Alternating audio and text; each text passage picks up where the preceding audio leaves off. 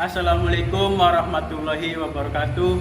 Perkenalkan, nama saya Muhammad Heru Mustaqim dari kelompok 8 kelas 4C Prodi Manajemen Fakultas Ekonomi Universitas Wiralodra Indramayu. Perkenalkan, nama saya Muhammad Ilham. Perkenalkan, nama saya Rizky Widianto. Perkenalkan, nama saya Dian Antini. Saya akan membahas tentang faktor yang mempengaruhi pertumbuhan ekonomi Indonesia. Menurut Untoro, pertumbuhan ekonomi Indonesia adalah perkembangan kegiatan dalam perekonomian yang menyebabkan barang dan jasa yang diproduksi dalam masyarakat bertambah dan kemakmuran akan meningkat dalam jangka waktu yang lama. Sedangkan menurut Kuznets, pertumbuhan ekonomi adalah kenaikan kapasitas dalam jangka panjang dari negara yang bersangkutan untuk menyediakan berbagai barang ekonomi kepada penduduknya. Faktor yang mempengaruhi pertumbuhan ekonomi ada 7. Yang pertama, ada sumber daya alam. Sumber daya alam pada sumber daya alam atau tanah mencakup mengenai kesuburan tanah, letak dan susunannya, dan kekayaan alam. Selain itu mencakup mineral, iklim, sumber air atau sumber lautan. Bagi pertumbuhan ekonomi, ketersediaan sumber daya alam yang melimpah adalah sangat baik dan menunjang pembangunan. Yang kedua ada sumber daya manusia. Sumber daya manusia merupakan faktor yang penting dalam pertumbuhan ekonomi. Pertumbuhan ekonomi tidak semata-mata tergantung pada jumlah sumber daya manusia saja, tapi lebih menekankan kepada efisiensi mereka. Untuk mendorong agar sumber daya manusia dapat bekerja secara efisiensi dan maksimal. Yang ketiga ada akumulasi modal. Modal berarti persediaan faktor produksi yang secara fisik dapat diproduksi. Apabila stok modal naik dalam waktu tertentu, maka disebut akumulasi modal atau pembentukan modal. Tenaga manajerial dan organisasi produksi. Organisasi produksi merupakan bagian penting dalam proses pertumbuhan ekonomi. Organisasi berkaitan dengan penggunaan faktor produksi dalam berbagai kegiatan perekonomian. Organisasi produksi dilaksanakan dan diatur oleh tenaga manajerial dalam berbagai kegiatan sehari-hari. Yang keempat ada pertumbuhan teknologi. Pertumbuhan teknologi dianggap faktor paling penting di dalam proses pertumbuhan ekonomi. Pertumbuhan kemajuan teknologi berkaitan dengan perubahan di dalam metode produksi sebagai hasil pembaharuan atau teknik penelitian baru. Pada perubahan teknologi menaikkan produktivitas buruh, modal, dan faktor produksi lainnya. Pembagian kerja dan perluas skala produksi. Pada bagian tersebut, spesialisasi dan pembagian kerja menimbulkan peningkatan produktivitas. Kedua hal tersebut dapat membawa perubahan ke arah usaha produksi skala besar. Kelima ada infrastruktur. Infrastruktur yang dimana terbilang lengkap dan juga dapat menata guna untuk mendorong berbagai macam efisiensi dan juga menjadi efektif dalam sebuah kegiatan, sehingga akan dapat mempermudah hal proses produksi. Apabila sebuah infrastruktur dapat terbangun dengan baik, maka akan mencapai kemudahan dalam kegiatan pembangunan ekonomi itu sendiri, sehingga dalam hal tersebut akan memberikan sebuah kegiatan proses dalam pembangunan ekonomi pada sebuah negara kemudian akan menjadi lebih lancar. Yang keenam, keadaan politik. Keadaan politik dari status politik pada sebuah negara kemudian adalah salah satu faktor lainnya yang ada pada sebuah negara. Dengan adanya tindakan tersebut yang dimana sebuah keadaan politik yang buruk, maka akan menyebabkan ekonomi tersebut akan membuat lebih rentan dan berbahaya. Tapi apabila keadaan politik menjadi stabil, maka akan menjadi faktor yang dimana mempermudah pembangunan politik itu sendiri. Yang ketujuh ada sosial budaya. Dengan banyaknya berbagai macam nilai-nilai dari sosial budaya yang terdapat pada masyarakat, kemudian hal tersebut menjadi perkembangan ekonomi menjadi sebuah hal yang dimana berpengaruh. Sebagai contoh yang dapat dilihat adalah apabila pada sebuah negara yang dimana negara tersebut terdapat berbagai macam penduduk yang dimana memiliki sebuah konflik dengan penduduk lainnya, sehingga akan terjadi sebuah kemunduran dalam hal tersebut. Kemudian dengan adanya sebuah negara yang dimana banyak penduduk dalam keadaan harmonis, maka hal tersebut akan membantu kegiatan politik pada negara tersebut sehingga akan mencapai kesuksesan dalam ekonomi. Saya akan menjelaskan sedikit tentang teori dan model pertumbuhan ekonomi Indonesia.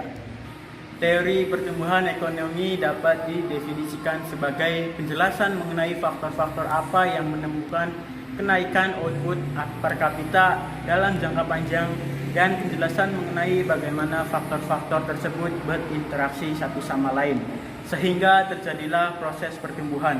Landasan teori yang penulis gunakan sebagai kerangka konseptual pada penelitian ini adalah model MRW spasial yang dikembangkan oleh Fisher pada tahun 2011. Dari model MRW standar diasumsikan setiap wilayah memiliki fungsi produksi berbentuk COP12. Model pertumbuhan ekonomi harus memasukkan secara eksplisit ketergantungan spasial, hampir sama dengan yang dilakukan oleh Edgar dan Koch pada tahun 2007. Fisher pada tahun 2011 mengembangkan model Menke-Runner-Way atau MRW dengan memperhatikan adanya keterkaitan teknologi antar wilayah dan menyebutnya sebagai model MRW spasial.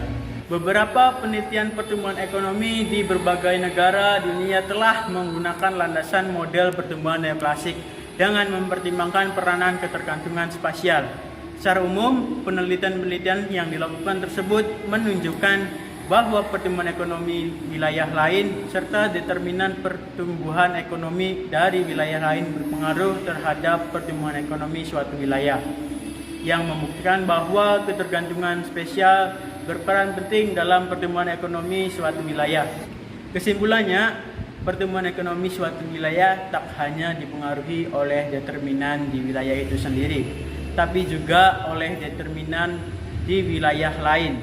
Saya akan membahas tentang kondisi pertumbuhan ekonomi Indonesia saat ini. Kondisi pertumbuhan ekonomi negara Indonesia di tengah wabah coronavirus mengalami penurunan. Perihal tersebut dikarenakan kebijakan yang diterapkan pemerintah untuk mencegah penyebaran virus corona. Kebijakan pembatasan sosial berskala besar, PSBB, dan lockdown menjadi salah satu kebijakan yang diterapkan pemerintah, sehingga hal itu membuat sejumlah kegiatan perekonomian tidak dapat berjalan dengan lancar. Pertumbuhan ekonomi Indonesia mengalami kelambatan yang menjadi dampak dari adanya pandemi COVID pada Pusat Statistik BPS menginformasikan bahwa ekonomi Indonesia tumbuh melambat sebesar 2,97% yang terjadi pada kuartal 1 per tahun 2021. Jika dibandingkan dengan kuartal 4 per tahun 2020, pertumbuhan ekonomi Indonesia mengalami penurunan sebesar 2,41%. Pertumbuhan ekonomi melambat seiring dengan melemahnya daya beli masyarakat. Daya beli masyarakat merupakan ihwal yang menjadi komponen yang dijadikan alat ukur terhadap pengeluaran pertumbuhan ekonomi. Pertumbuhan konsumsi rumah tangga melemah. Pada kondisi pandemi ini, pertumbuhan konsumsi rumah tangga mencapai 2,84%. Hal itu melambat jika dibandingkan dengan kuartal 4 per tahun 2019, yang dapat menembus angka 5,02%. Kinerja konsumsi mempunyai pengaruh yang signifikan terhadap pertumbuhan ekonomi. Karena konsumsi rumah tangga dapat menopang lebih dari 50% produk domestik bruto. Dengan adanya wabah coronavirus ini menyebabkan kegiatan ekonomi menjadi melemah dan terhambat. Perusahaan banyak yang terus melakukan proses produksinya tetapi tidak dapat dibarengi dengan pemasukan atau pendapatan, sehingga perusahaan tidak dapat menanggung biaya beban gaji atau upah untuk setiap karyawan. Perusahaan pada akhirnya memutuskan untuk melakukan pemutusan hubungan kerja (PHK) kepada karyawan. Karyawan yang terkena PHK berasal dari sektor formal dan non-formal. Pekerja sektor formal merupakan mereka yang berusaha dibantu buruh tetap, dan mereka yang menjadi buruh, karyawan, dan pegawai. Sedangkan pekerja sektor non-formal adalah mereka yang berusaha sendiri, berusaha dibantu buruh tidak tetap, pekerja bebas, dan pekerja tidak dibayar. Pertumbuhan ekonomi Indonesia ditumbuh melambat sebesar 2,97%, yang terjadi pada kuartal 1 per tahun 2021, jika dibandingkan dengan tahun 2020 pada kuartal 4, di mana pertumbuhan ekonomi Indonesia dapat mengalami kenaikan hingga mencapai angka 5,02%. Pertumbuhan ekonomi Indonesia mengalami penurunan sebesar 2,41%. Dengan adanya penurunan tingkat pertumbuhan ekonomi, maka tingkat pengangguran di Indonesia juga mengalami kenaikan. Kenaikan jumlah pengangguran mengakibatkan defisit anggaran negara bertambah. Saya akan menjelaskan perbedaan antara pertumbuhan ekonomi dan pembangunan ekonomi. Pertumbuhan ekonomi yaitu kenaikan pendapat nasional, yaitu wujud dari sebuah proses peningkatan kapasitas produksi. Ekonomi growth atau pertumbuhan ekonomi yaitu suatu kondisi di mana kegiatan atau aktivitas perekonomian yang menyebabkan meningkat dan bertambahnya barang atau jasa yang diproduksi oleh masyarakat. Pertumbuhan ekonomi ditandai dengan adanya kenaikan output per kapita dalam waktu jangka panjang. Dalam pertumbuhan ekonomi ada dua sisi yang harus jadi perhatian, yaitu output total GNP dan sisi kedua adalah jumlah penduduk. Pertumbuhan ekonomi merupakan suatu indikator adanya keberhasilan pembangunan, dan sedangkan pembangunan ekonomi selalu diidentifikasikan dengan peningkatan per kapita masyarakat. Hal tersebut juga disebut dengan perubahan mendasar atau perubahan fundamental.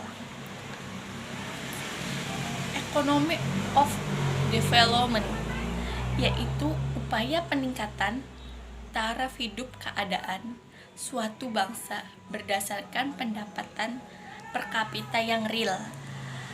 Pembangunan ekonomi merupakan sebuah transisi dari yang sederhana menuju ke tingkat yang lebih maju and advance. Buat pembangunan ekonomi, perubahan yang tampak yaitu multidimensional, di mana harus melengkapi sikap masyarakat, struktur sosial, bahkan institusi nasional. Pembangunan ekonomi menstitusi atau merangsang peningkatan pendapatan nasional dan pendapatan per kapita sebagai bentuk pertumbuhan ekonomi. Pembangunan ekonomi selalu prosesnya bisa meningkatkan pertumbuhan ekonomi. Sekian presentasi dari kelompok kami. Mohon dimaafkan atas kekurangannya. Wassalamualaikum warahmatullahi wabarakatuh.